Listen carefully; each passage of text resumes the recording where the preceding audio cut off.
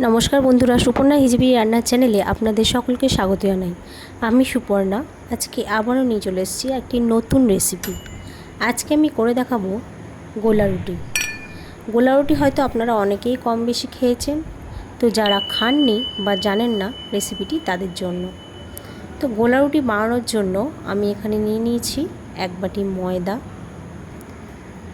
ময়দাটির মধ্যে এবার আমি জল দিয়ে গুলে নিয়েছি।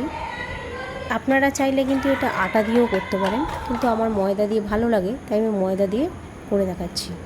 এর মধ্যে আমি পরিমাণ অনুযায়ী চিনি, নুন আর 4টে কাঁচা লঙ্কা ঘষে নিয়েছি। আপনারা ঝাল যেরকম খাবেন সেই অনুযায়ী কাঁচা লঙ্কা ব্যবহার করবেন, চাইলে নাও দিতে পারেন। এরপর গ্যাসে একটি প্যান বসিয়ে এর মধ্যে ওই মিশ্রণটি, গোলাটি আমি দিয়ে হাতায় করে ঘুরিয়ে একটা গোল আকারের রুটির আকারে শেপ দিয়ে নেব। এটি কিন্তু অল্প আঁচে ভাজতে হবে, না হলে তলায় লেগে যেতে পারে।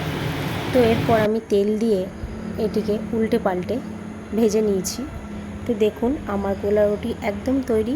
এটি কিন্তু বানাতে বেশি সময় লাগে না, খুব অল্প সময়ের মধ্যে চট জলদি যদি কোনো টিফিন বানাতে হয় তো এটি আপনারা অবশ্যই ট্রাই করতে পারেন।